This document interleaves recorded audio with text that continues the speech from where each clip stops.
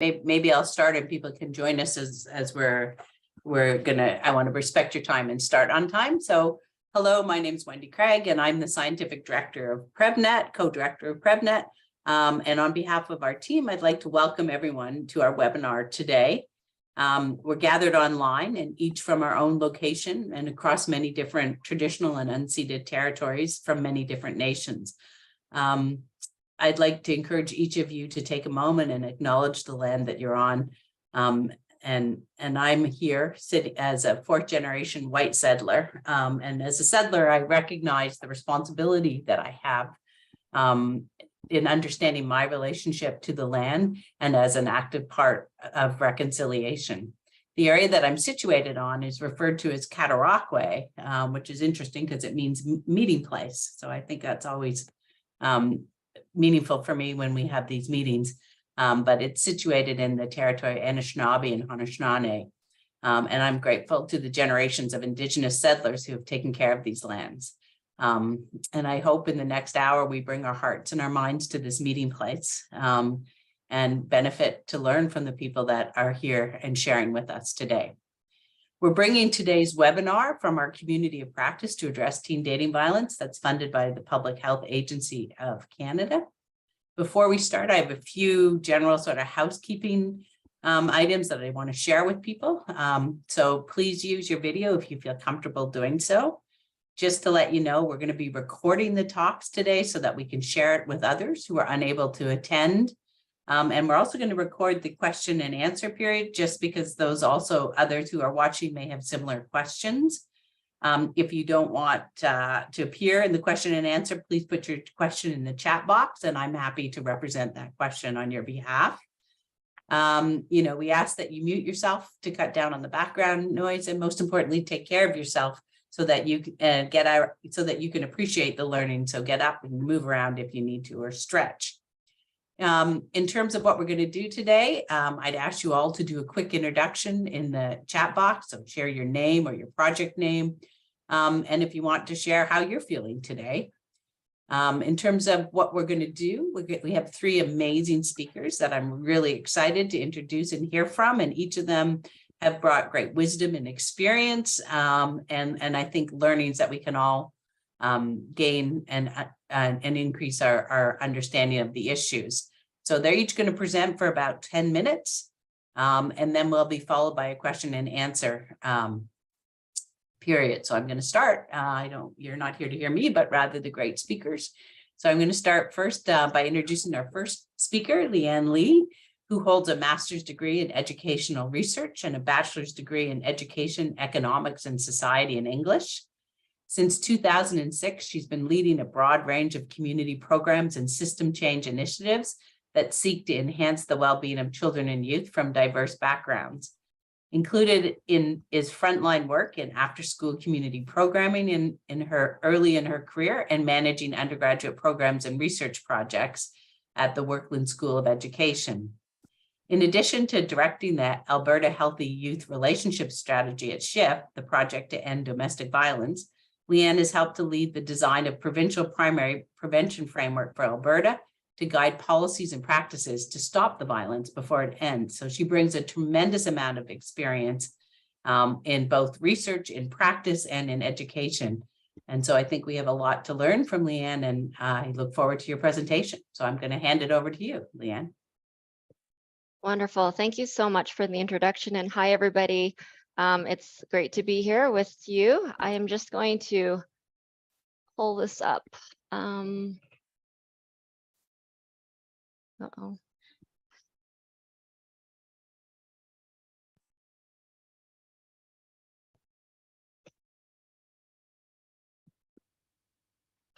Okay. All right. So I hope everyone is just seeing my presentation slides. And I assume someone will let me know if not. All right. So hi, everyone. Thanks so much for joining. I'm Lianne Lee, the project manager at SHIFT, the project to end domestic violence. And today I will be sharing with you some lessons and reflections on sustaining a train the trainer approach to promote healthy youth relationships programs in schools and communities. But before I start, I just want to emphasize that I stepped into this role in the last couple of years of the strategy. So much of the work was led by others at Shift, including Professor Lana Wells, Dr. Dayanara Exner-Cortens, who is on this call, and the previous director, Suzanne Zwarowicz. So I do want to recognize all of their contributions and leadership in the project, and I'm kind of the medium to share the information that we've learned. So to start, I want to share a bit about Shift. We're located in the Faculty of Social Work at the University of Calgary. And as you can see from the slide, we sit at the intersection of research, government, and community because we think that's the sweet spot for social change. Shift is a primary prevention initiative, which means that we focus on stopping violence before it starts. And a large part of our work focuses on summarizing research for different stakeholders and partnering with them to understand, test, and integrate best and promising practices so that we can advance social change together. Shift has multiple priority areas, and you can check them out on our website, which is listed on the screen here. But today, I'm going to focus on our priority to support youth to promote healthy relationships and prevent dating violence. And we at Shift focus on youth because, as most of you already know, healthy relationships behaviors in adolescence contributes to the prevention of adolescent dating violence, or ADV, and ultimately contributes to the prevention of adult domestic violence. And in fact, we know that dating violence experienced during adolescence significantly increases the odds of future victimization by a romantic partner, which is why prevention is key. And prevention of ADV has been the focus of Shift's work since 2010. Between 2010 and 2018, Shift led the Alberta Healthy Youth Relationship Strategy. And one of the key goals of this strategy was to cultivate healthy relationship skills in youth via evidence-based and evidence-informed programming in schools and community-led programs. So we partnered with developers of healthy relationships programs, Western University and PREVNet, as well as school divisions, schools, teachers, community organizations, and people working with youth to scale up 3 programs. They were the 4th R program, the Healthy Relationships Plus program, and the Healthy Relationships training module. And I won't go into details about these programs today because the other presenters will share on some of the information, at least for 4th R and Healthy Relationships Plus.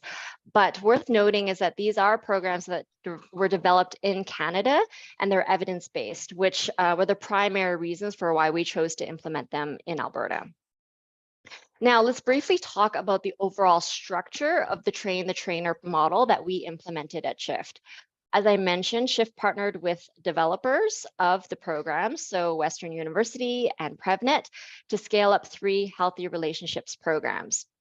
Shift also partnered with school districts, community organizations, and the government of Alberta to ensure there was support at the institutional level. And they were responsible for allocating at least 1 person at the leadership level to advance the project, which we called master trainers. Shift worked with these department leads and managers to form a master trainer cohort who together trained teachers and people working with youth within their regions. And of course, we focused on training teachers and people working with youth on the 3 relationships programs. So all partners, Western, PREVNet, Shift, the school districts, organizations, and master trainers promoted healthy youth relationships programs across Alberta. And Shift coordinated all the trainings in Alberta, and the master trainers trained teachers and people that work with youth. And through this approach, youth in school and community-based settings learned about healthy relationships through the 3 healthy relationships programs. And as you can see from the purple hexagons, we also had a very small parent component, which helped to inform Shift's current focus on engaging parents to promote healthy youth relationships. So if I were to offer a very simple visualization of the cascading model, it would look something like this. But I want to emphasize that this is just to help with understanding the approach. It's not actually a map of where our training took place. So you will see that Shift, Western University, and PREVNet were key partners. We partnered with school districts and community organizations across Alberta. And with our institutional partners, we established and supported a master trainer cohort who provided training to teachers and people working with youth within their regions, which led to youth participating in healthy relationships programs. And through the cascading approach, our hope was that the entire map would be colored with people, schools, leaders, parents, youth, promoting and engaging in healthy youth relationships. So over the years of scaling, we experienced lots of successes, and I don't have time to go over them today. But one of the most significant successes was our reach. Together with our partners, we provided fourth art training to 42 school divisions and over 300 schools in Alberta, resulting in over 1,600 teachers trained and reaching over 83,000 grade 7 to 9 students. We also trained over 800 facilitators in HRPP, reaching over 18,000 youth, and we trained over 800 adults in HRTM. So we're very proud of this work and thankful for all the people that made it possible. At the same time, we learned a lot, and today I'll share 4 lessons and reflections specifically around sustaining the train-the-trainer model, as that is the focus of today's session. So first, Shift played a unique role in that we didn't develop a new program and then try to scale it. Instead, we found programs that already work in Canada, and we partnered with the program developers to scale them up. And because of this, I would say that Shift had a very different stake in the process. We didn't have to spend all the time and energy and resources to design a new program. Instead, we were able to be nimble and go where the research was, and then find programs and use programs that were relevant for the Albertan context. So as we look at the sustainability of the train-the-trainer approaches, I think there is potential for more organizations and groups to take on a similar role of creating and coordinating a local infrastructure to scale up existing programs that work, as opposed to designing our own programs. And this doesn't mean that we shouldn't design new programs. It just means that I think there's an opportunity for us to just scale programs that work and design programs that fill a gap. Next, I often reflect on what sustainability looks like for institutions like Shift, which is located at the University of Calgary, versus grassroots organizations. We had a small team at Shift, so like many organizations, we experienced a lot of capacity issues too, but we also had multi-year funding to build the infrastructure to support and sustain our train-the-trainer approach. For example, we had a full-time director who was also a former school principal and had many connections across Alberta, who supported the master trainers, and her primary role was to promote the programs across Alberta. We also had Dr. Dayanara Exner-Cortens and Professor Lana Wells, both highly experienced researchers, oversee the evaluation of the approach at Shift. And of course, our partners, PREVNet and Western University, were both large institutions with a strong team of researchers, program designers, and implementers. And we secured funding that enabled us to cover the cost of all trainings and program materials for schools, teachers, and community organizations in Alberta. So I think that funders, institutions, and larger community organizations need to discuss what sustainability looks like for grassroots organizations, activist groups, and smaller community associations, and how we can support and help sustain their work. We need to learn from and help advance the community mobilization work that equity deserving and grassroots groups are doing and have been doing for hundreds of years, because the train-the-trainer approaches that we're implementing at its core really is about community mobilization. Next, we also learned that we need to continue to explore how best to facilitate systems change. Scaling up programs, while super important, is not the same as systems change. So for example, our master trainer cohort was effective at sharing information, building knowledge, and supporting the scaling of programs, but we needed to go deeper to support systems change. We also needed to shift legislation, policies, resource flows, and power dynamics to change the underlying structures that are holding ADV in place. Thanks, Wendy. Changing the teacher education program so we focused on a few other things, including changing the teacher education program at the University of Calgary, influencing the government of Alberta's K-12 curriculum redesign, piloting a parenting approach, establishing agreements with school districts. So we worked at all these other levels in addition to scaling programs in order to create and cultivate a culture that reinforces healthy relationships. So I think it's really important that we're clear about the goal when we design design train-the-trainer approaches and think about their sustainability. If our long-term goal is systems change, then scaling programs through trainers is only one part of that picture. And the last thing I'll mention, if I can have one more minute, Wendy, is that what does a train-the-trainer approach look like for civil society? Most of our train-the-trainer approaches focus on professionals, but most people, or a lot of people, do not go to professionals for advice and information. We go to our colleagues, our friends, our family members, our community leaders, our religious leaders. So if our aim is to create a culture that promotes healthy relationships, we also need informal and natural supports to have the will and skills to do this work. So how do we scale healthy relationships education with civil society and build community leaders in this area, and ensuring that we aren't putting more burden on people who may already be marginalized? And how do we fairly recognize and compensate the time and effort of informal and natural supports without defaulting to the professionalization of their role? And these are questions that I'm also working through and I don't have answers to, but that's why we call them reflections. So I'm going to stop here and just quickly recognize our current and past vendors who have supported our work. And I think my time is well up. Thank you.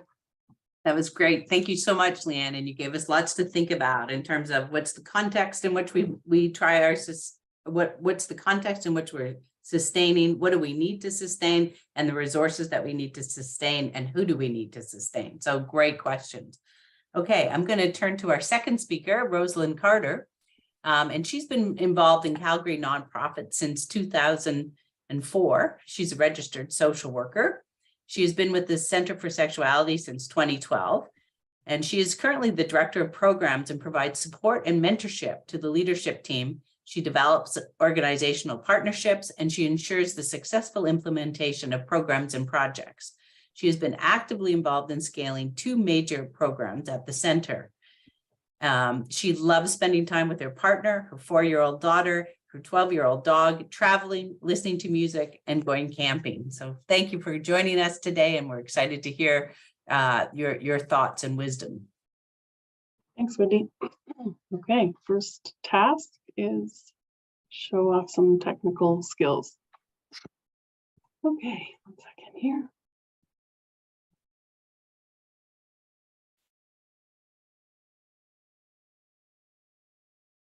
Okay, are you seeing the right thing, the wrong thing? We see all your notes. We don't want that, do we? No, we don't. 1 second. Oh. And the last time I was so easily able to switch this around. Sorry, give me 1 second.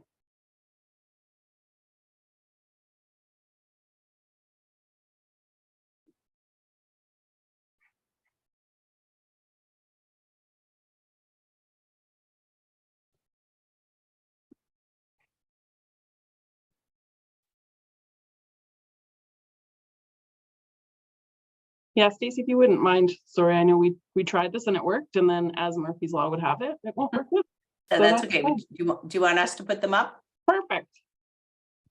Okay. There you go. Awesome. Thanks so much. Okay. And thank you. Yeah, thanks again for the opportunity. Happy to share the lessons. And as Lianne said, this is a culmination of our organization's learnings in partnership, of course, with the organizations we've been learning with and from. So yeah, so this is a culmination of some of our significant learnings that we've had. Next slide, please. Just important for me to acknowledge that I am in Treaty 7 in Southern Alberta. It's also the home of the Métis Nation of Alberta. And I am just personally grateful for the people of Treaty 7 for taking good care of our land so that I may enjoy such abundance, and that our organization is able to operate and work with the folks and learn from the folks that live, work, and play in Treaty 7. Just a bit of background around the Center for Sexuality. So our organization's goals are to teach, train, and advocate to support healthy bodies, relationships, and the development of healthy communities. Our vision is that we have sexual well-being for all folks. Our organization is 51 years old. We operate in Calgary, but offer programs across Alberta and also in partnership nationally. We offer a few different programs as well, some of which I will talk about today. Our kind of foundations of our programs are around prevention education. We offer programming for individuals, for youth, for families, as well as training for service providers to integrate sexual health into their practice. You can check out all of our programs on our website because I could spend 10 minutes telling you about all of them. Awesome. So I'm going to talk a little bit today about two approaches to scaling that we've taken, two different approaches to the Train the Trainer model. So one through our WiseGuyz program and one through our relationship and sexual health education program. I'll talk about the differences in those approaches. I'll talk about the lessons that we've learned and some considerations for scaling. Awesome. So WiseGuyz is an award-winning evidence-informed program designed for young men to promote healthy relationships and prevent adolescent dating violence. The program provides a safe space for participants to reflect on the impact of harmful gender stereotypes and build essential skills that promote healthy sexuality and healthy relationship development, while decreasing attitudes related to homophobia and gender-based violence.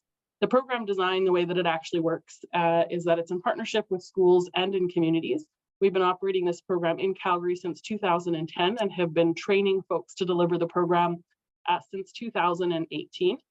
The program runs over 20 sessions. It's a weekly program that happens primarily, again, in partnership with school, but some communities also offer the program in their settings. Boys can be anywhere between the ages of 12 and 17. In a school-based program, they are usually around 14. They're usually grade 9 boys. The curriculum consists of 4 sequential modules. So we have the healthy relationships module, the sexual health module, gender and media module, and human rights advocacy and allyship. Our relationship and sexual health education program is actually the foundation of the work that the center is built on. So we started to deliver and provide this service in 1975. We've been the recommended resource of the school boards in our area to deliver the sexual health component of the Alberta education curriculum in Calgary and surrounding schools since 1975. The program offers youth the opportunity to gain knowledge, understanding, and skills to cultivate positive attitudes towards sexuality, to explore gender and identity development, enhance and maintain quality interpersonal relationships, and achieve healthy developmental milestones. This program is offered in partnership as well with schools and community. We offer 4 sessions per grade in grade 7, 8, 9, and again in grade 11. And in community-based programs, we reach youth between the ages of 12 and 24. The program is 4 hours per grade. So the goal, of course, is that we build partnerships with our local community so that they have 16 hours of sexual health curriculum under their belts by the time they graduate high school. Okay, talk to you a little bit about our scaling models. So as I mentioned, we've scaled 2 programs, so our WiseGuyz and our relationship and sexual health education program. There's 2 very different models with varying degrees of support. One is a bit of a lighter touch and one is a heavier touch scaling model. So our WiseGuyz program has scaled with the support of FAC as well as WAGE. And we have a strong partnership with Hope Lab, once again, Dayanara. There's a theme here that I think indicates that maybe Dayanara doesn't get a lot of sleep. She's involved in everything, but she's been a strong partnership, or a strong partner in our scaling work and on our local WiseGuyz work for a long time. So our WiseGuyz program is based on a licensing model, which includes a very strong agreement, significant expectations around fidelity, implementation, and does ask sites to pay for the licensing fee after the duration of the funding pilot. We have a very strong RFP and site screening process. So what that really looks like for us is that once we know we have the ability to scale the program, it happens sort of on a duration of the funding. We put out a call for applications. From there, we offer a Q&A webinar for sites who might be interested to come and learn about the model. We also then accept applications. With our applications, we have a very strong values screen, and we also ask applicants to submit a letter of support from their partner that they intend to pilot the program within. Our site support includes training, coaching, community of practice, capacity building sessions, site observations, and fidelity monitoring. We also have 1 full-time implementation specialist and a project manager who oversees the work. And I'll talk a little bit about why that is in a little bit. The other thing to mention is that currently WiseGuyz is scaled to 5 active sites across Alberta. We have a couple of inactive sites, but we have 5 sites who are currently scaling the program. And we also have a school division up in Inuvik, in the Northwest Territories, who are scaling to 6 different communities across the Northwest Territories. Our relationship and sexual health education program has been scaled in partnership with the Canadian Public Health Association, and I see Shireen is on the call, so Shireen can talk about this probably far better than I can. They've been a strong partner in scaling this program. We did a very similar process in terms of the RFP process, in terms of finding sites and recruiting them. Our site support is a little bit lighter touch, so we offer training and coaching as needed. There's not a requirement for capacity building or communities of practice, and there's not fidelity monitoring that happens. So again, it is a lighter touch sort of model, and it's been a shared responsibility partnership model between CPHA and C4S.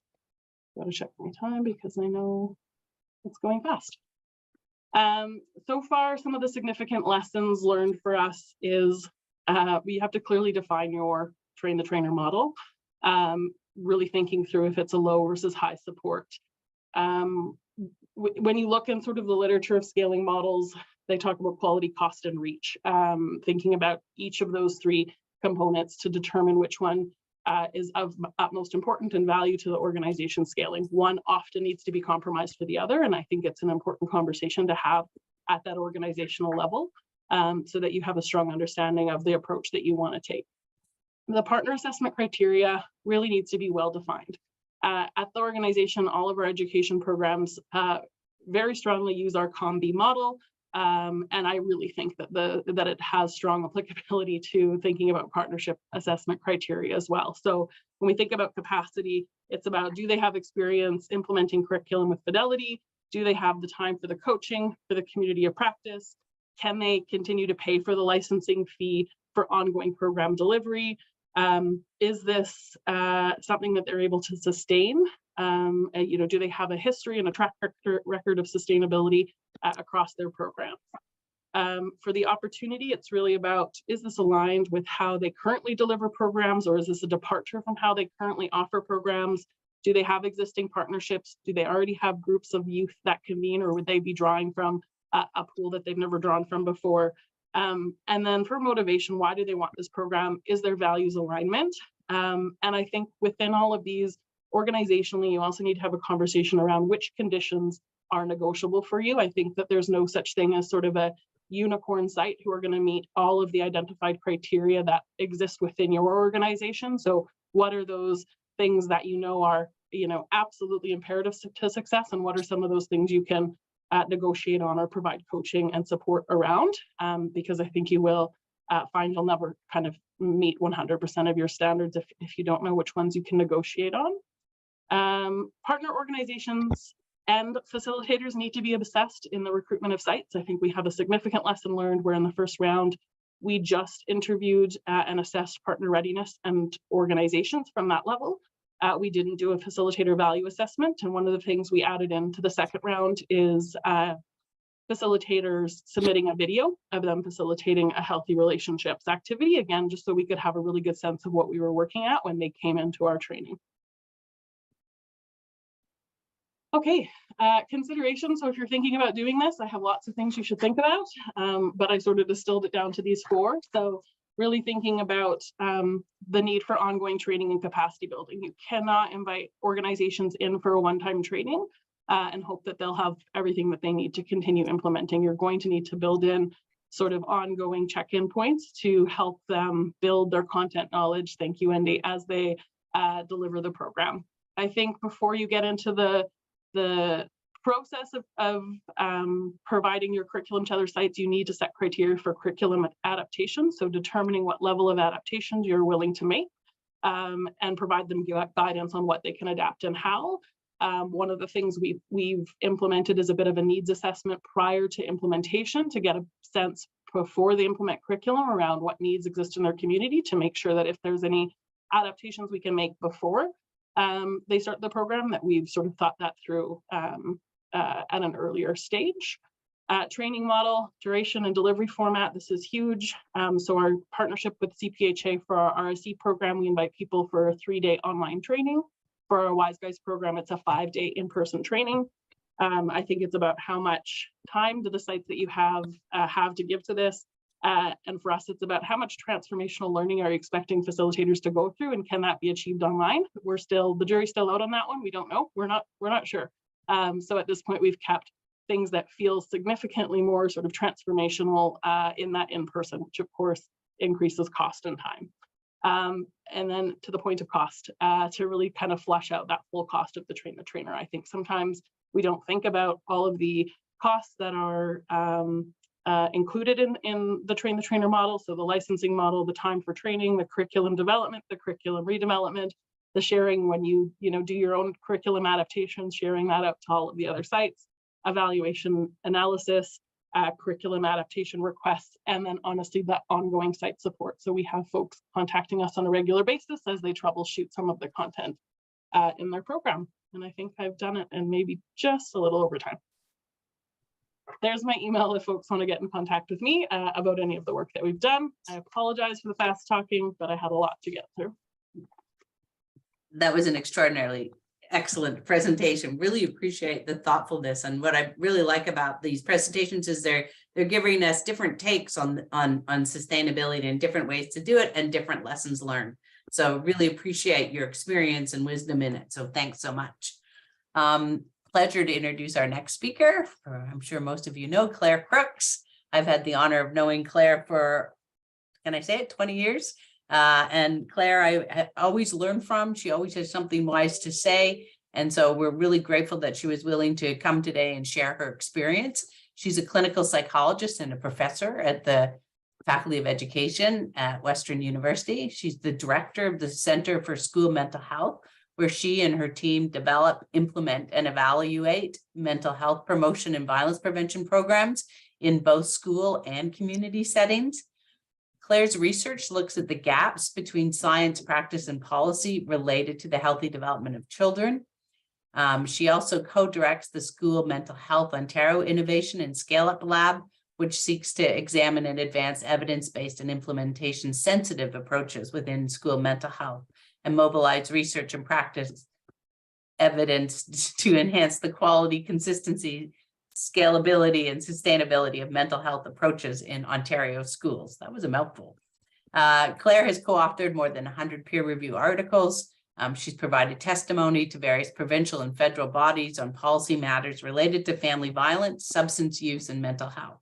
So she brings a vast experience, knowledge, and is here to share with us today. So thanks for joining us, and over to you, Claire. Thanks so much, Wendy. And it's rude to start by correcting the moderator, but we've actually known each other 28 years. So I don't know if you were trying to come across as younger than we are, but it's 28. I said over 20. I was trying to be younger. Closer to 30. Yeah. Yeah. So thank you so much for inviting me to join. And I've called this Lessons Learned from 15 Years of Fumbling Through a Train the Trainer model, because as you'll see, our model kind of grew organically. And sitting here listening to Roseline and Lianne, man, I wish I'd had those folks to learn from when we sort of started this 15 years ago, because a lot of the things that they've identified are so important and could have saved us a lot of mistakes and missteps, I think. And I've included Susan Dale here. She was our national implementation coordinator and a huge part of our team, and now is back at the school board, but still does training for us. And this is Susan and I at a training.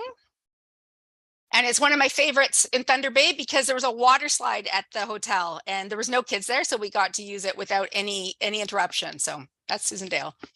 So I'm going to talk really quickly about our program, what trainings look like, what the Train the Trainer looks like, lessons learned, and some possible considerations for starting out. I'm aware we've been doing this a long time and had a lot of resources. I thought Lianne articulated that so well around when you have the university infrastructure and different types of funding.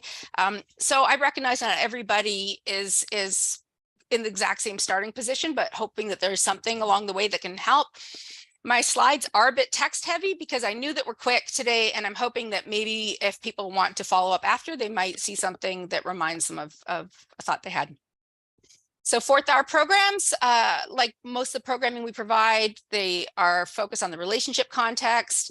They take a positive youth development approach, and they're skills based, and they teach these types of skills, things like help seeking, apologizing, ending a relationship, communication. And that's important because when we think about who's going out to do the training, they actually need to be able to train teachers, community service providers, to facilitate role plays and skill practice, which is a challenging thing to do. So it's like lots of us, our programs, because they have a big skills component, it's not just about teaching trainers to go out and or even teaching the implementers to teach content. It's really about facilitating that process that can be challenging. So we have fourth hour programs and HRP, and Lianne mentioned these because these were both part of the shift scale up. So the difference, because it has implications for our training and train the trainer, the fourth hour are classroom-based programs that are implemented by educators, typically in health class, but also in English and some other curriculum. They're aligned with the curriculum. So when an educator does the program, they're meeting the standards for a specific credit-based course in their province and system, whether that's in Catholic or not Catholic, French or English, and by province. It's done by educators, and it ranges to match the curriculum hours, but up to about 30 hours. And we do have Indigenous informed versions of some of our programs. The HRP is different. It's a small group program. It's shorter, much more interactive. It's been adapted for different groups and settings. It's more trauma focused, a bigger focus on mental health. And it's really been implemented in a wide range of settings. So in community mental health settings, newcomer support agencies, public health nurses use it. It's been used in shelters and juvenile justice, child protection services. And so because it gets used really different places, that also has implications for the training and implementation. So our trainings, where we're training educators or community service providers to do the work. When we train educators, it's typically one day, and they're often in either one grade or grade 7, 8, and 7, 8, or 9. If they're middle school teachers or what they're teaching. They get background information, the orientation to the program, practice with some of the learning strategies, and lots of skills practice. And there's an expectation that the educators are used to following a curriculum, that they have pretty good crowd control strategies, that they are going to be able to take guidelines around what you can adapt and what not, and start at a certain point. With our HRP enhanced training, ideally they're longer. And because we're training professionals in this wide range of settings with a diverse backgrounds and experiences, the training has to be more flexible and tailored to the setting and youth they serve. So in some settings, there may be really strong skills with engaging newcomer families, but maybe less experience implementing mental health pieces. Other places maybe have heard about trauma-informed practice, but haven't had a lot of training and explicitly how to do that. So there's got to be some co-creation with that partner agency around training needs and what's required for a particular training when you're then training people to implement the program. So it's a little more flexible than that. So this, I liked yours, Lianne. I liked your diagram, but it's showing a similar thing. These groups of kids at the bottom, they're not all in classrooms. Nobody does HRP sitting at desks, but you have these different groups. The next level up, you have educators and community service providers implementing these in a wide range. And then the train the trainer is, how do we train people or select and train people to train implementers, whether they're educators or not, to turn around and implement the program in their classrooms and organizations.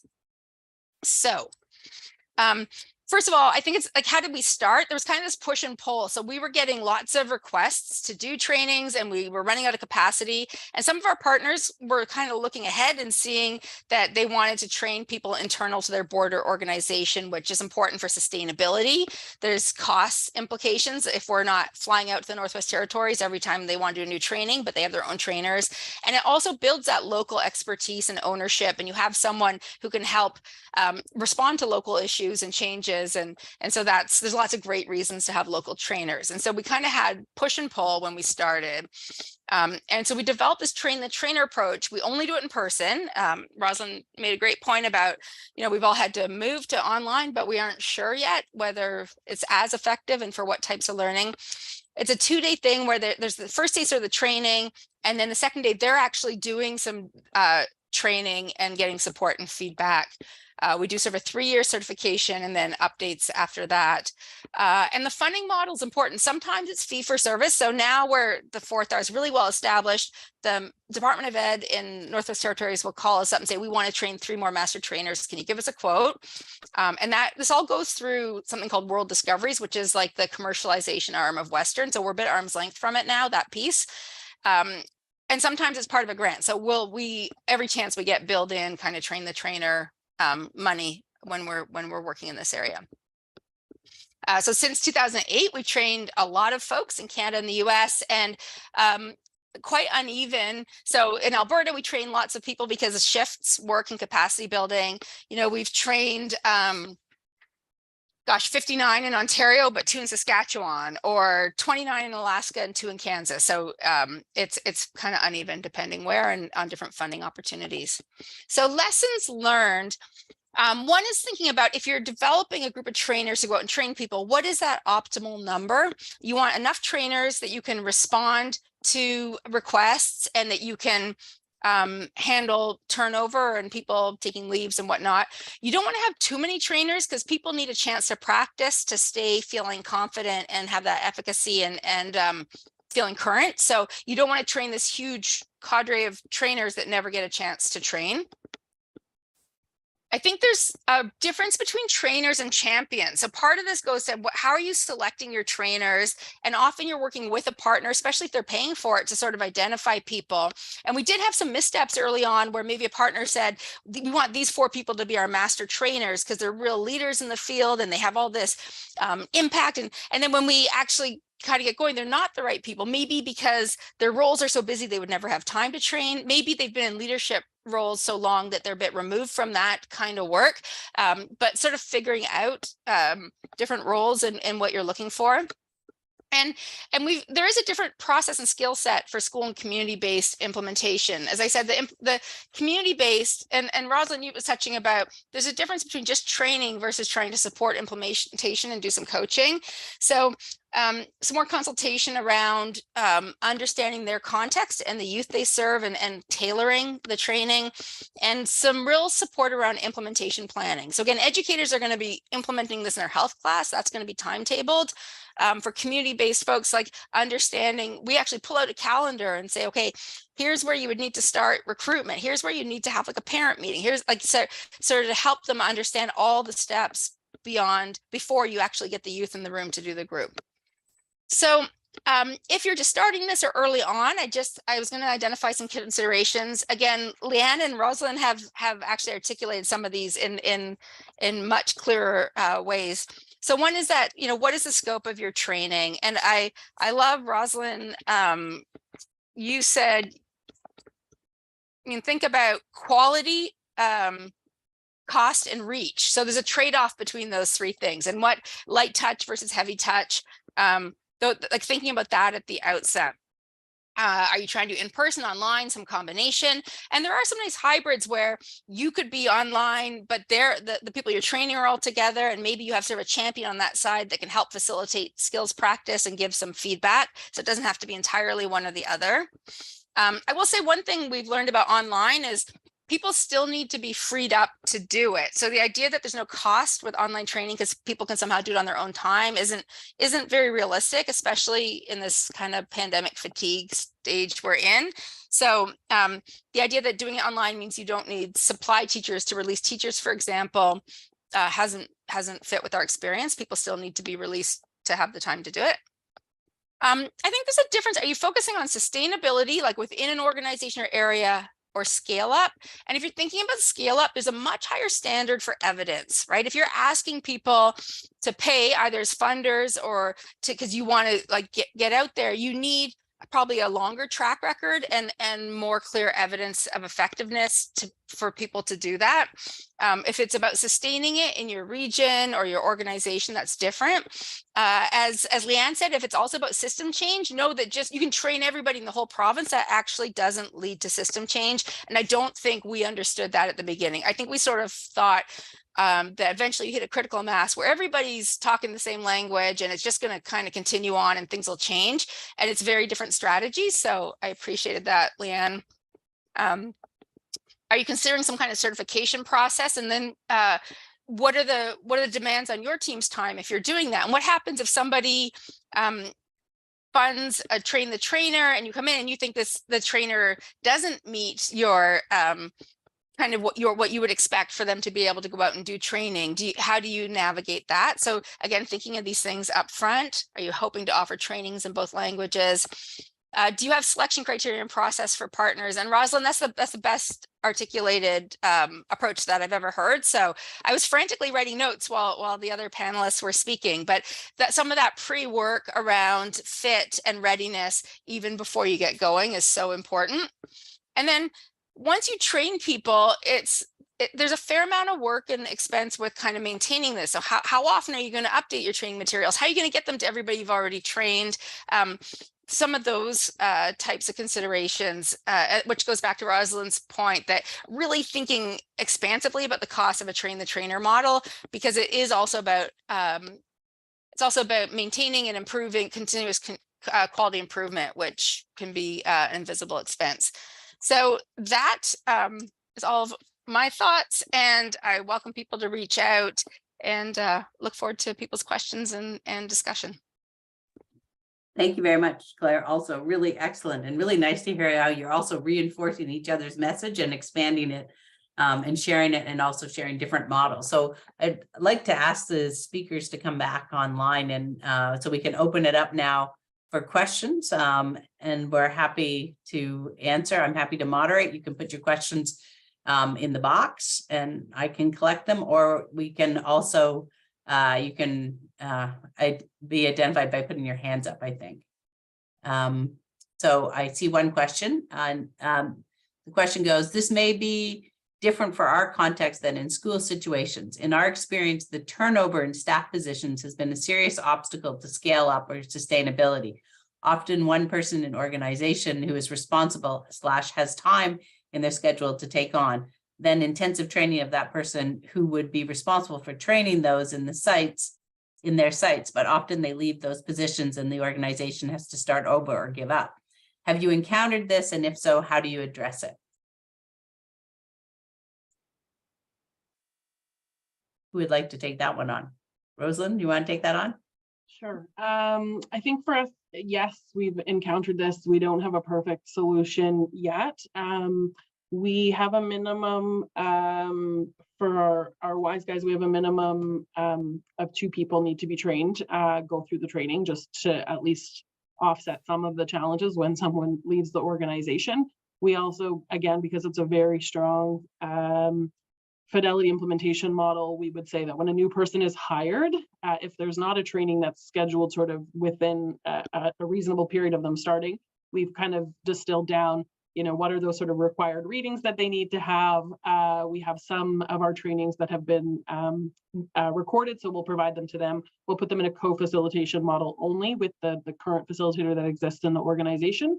And then if there is no co-facilitator in the organization, then, I think at this place where we're at is, of course, that they then have to just wait until there's another training scheduled. So that's how we sort of manage that. But it's certainly, we don't have the perfect answer and it's super tricky. Great, thank you. Claire, did you want to add to that? Yeah, I think I would say that that is the context. So just kind of plan for that's going to happen. And it happens in schools too. And it's different. The turnover is constant, and in different regions or sectors, there's more or less. So training a few people for sure, as Roseline said, getting leaders involved, administrators, so trying to get that sort of more organizational support. So it's not just one really keen facilitator that when they leave, it kind of disappears. I think down the road, like a goal, and it's only happened for us in one place, but now in the Northwest Territories at the Department of Ed, there's someone who this is part of their job description. And so there's tremendous turnover in the department in the Northwest Territories. But now at least it's on there as part of their job description. And then when Roseline was saying that you have like low touch, or different types of implementation supports, because we have the capacity, because I have lots of grad students who are trained and want the experience, we will also offer, if somebody hasn't been maybe as trained or experienced as you would hope, we offer a co-facilitator when we can, if they're local. So one of our grad students can help implement it, and then they can learn from each other. Yeah, that's great. Lianne, anything to add? No, I don't think I have anything to add. I would just say that as an extension of what Claire and Roseline shared, we had MOUs with each of our school districts and our community organizations, and that helps to ensure that there is some sustainability, but also that they're responsible for identifying at least one person that becomes involved if there is turnover. And it also helps with, sorry, I'll just stop there. Someone asked about what an MOU is. So just to clarify, the group, it's a memorandum of understanding. I see in the chat, there's Jodine. I'm not sure if I'm saying your name right. So did you want to ask your question? You can unmute, I think.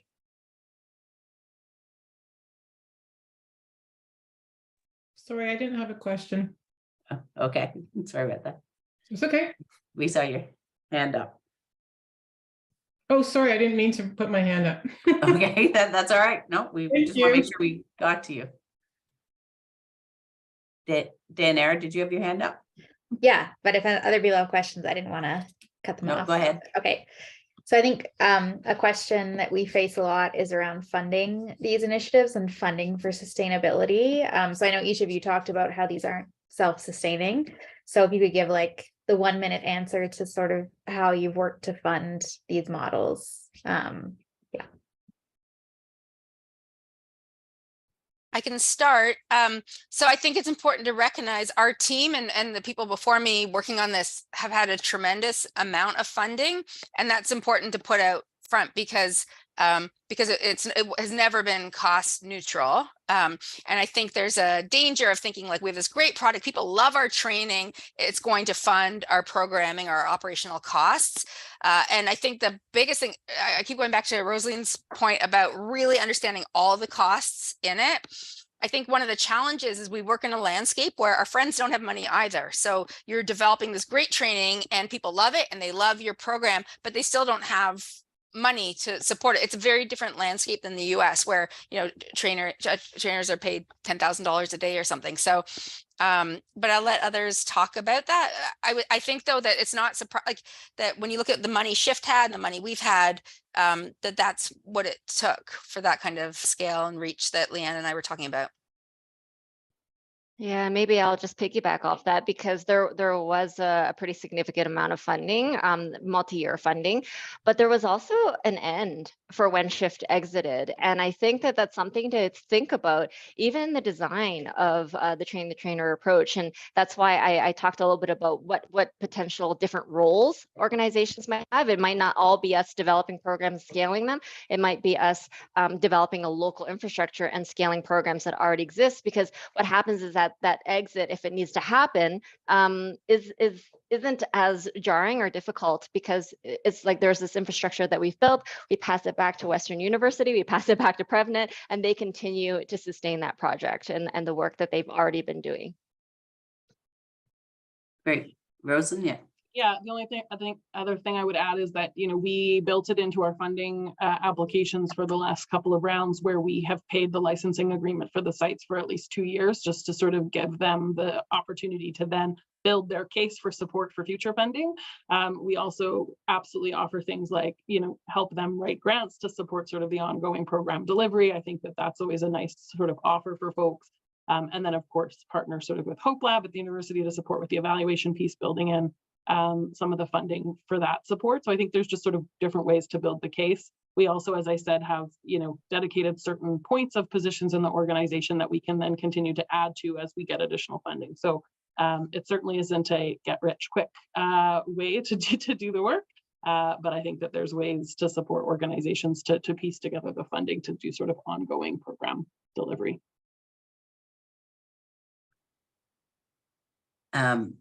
People are saying thank you. You have tremendous resources and have done so much. So thanks for sharing your wisdom. So everybody's appreciative of what you're sharing with us today. Are there any other questions? or if the panel wants to ask a question to one another, you can, if that you raise things that you. I'm Yes, wondering, Claire? Roseline, I'll get to you for this either way, but could you share those models through PREVNet that you were rattling off some of your kind of readiness and checking fit and different around some of that pre-work you do? Is there something you have? Because I think that's a mistake we've made in initially trying to get people keen about programming, or we don't want to put up many barriers, but then you have somebody who may be really keen and doesn't have the capacity. And I love that some of the things you're articulating, we're starting to do a better job with that, with the HRP around readiness and organizational readiness and what that entails. So I don't know if that's something you could share through PREVNet. I can take a look at what we have that's sort of shareable. We have lots of things sort of still in draft format as we work through some things, but certainly always happy to sort of share some of the criteria, particularly that we use when we're doing sort of the interview and site assessments, for sure. Yeah. Yeah, it's funny, I wrote down your needs assessment, and I was curious about what are the kinds of things that you have in that needs assessment that will determine whether someone is ready to be a partner. So then we have a couple. So we have the needs assessment is something we use when we've already selected the partner to help understand sort of the level of curriculum adaptations that they'll require. So that's something that we do to get a sense from them around the youth that they work with, to figure out what sort of levels of need that there are in the community that they're going to deliver the program. What we use is sort of our partnership assessment criteria, which is we've developed sort of a list of things that we're looking for in terms of, you know, all the things we talked about. Do they already have existing partnerships with a school or community? Do they work with groups over a long period of time, or do they do sort of single session program models? Like, there's things for us that then we sort of rate and score based on importance, if that helps. Yeah, so it's interesting. So what I'm hearing when you say that is you're actually looking in your partners before you even train them. Can they sustain it within their own community embedded situation? Yeah. Okay. That's a really great idea. I also, this comment, and I don't know if any of you want to comment on it. School board folks seem stretched particularly thin now. The pre-work might be onerous. I see the need for it. And I think that's something we all really appreciate, all of us who work in schools and see schools. I don't know if the committee wants to comment on that.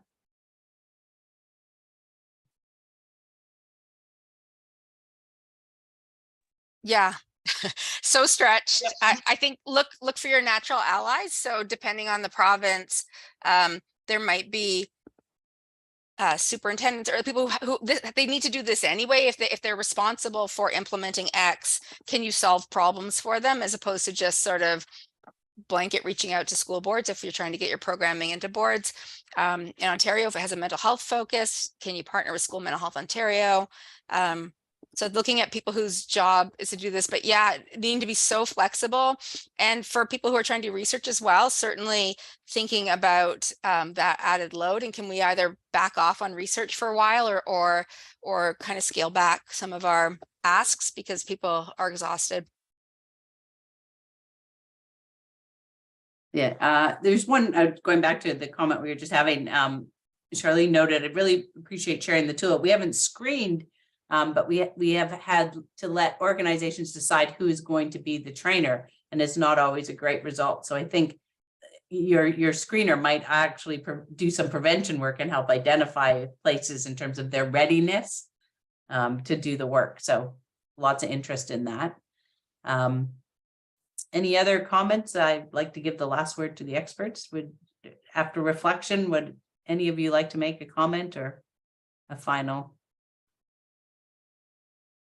Oh, look, now they're starting to come. I have another question. What kinds of ongoing support is built in for people who have received the training? So with our WiseGuyz model, we have a high support model. So we have monthly community of practice meetings across all the sites that are doing the program to share and learn from each other. We have an individual coaching call with each of the organizations on a monthly basis to troubleshoot what's going on in their own communities. And then we have quarterly capacity building, which comes out of our training with them once we sort of figure out what those needs are.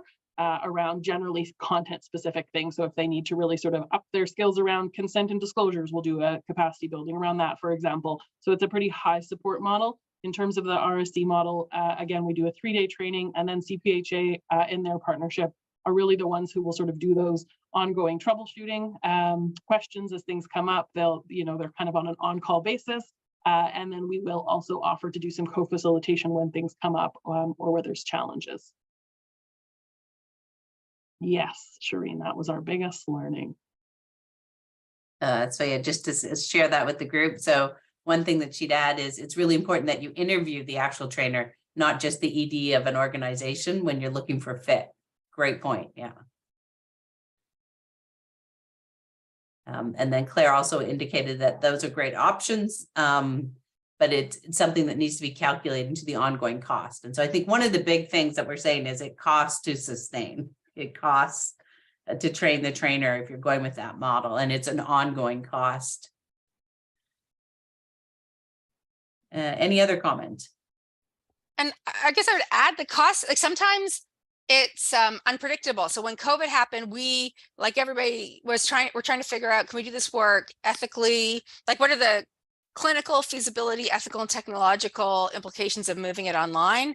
So even when you sort of think you know how much support your partners and organizations are going to need, stuff happens and it's a constantly changing landscape. So.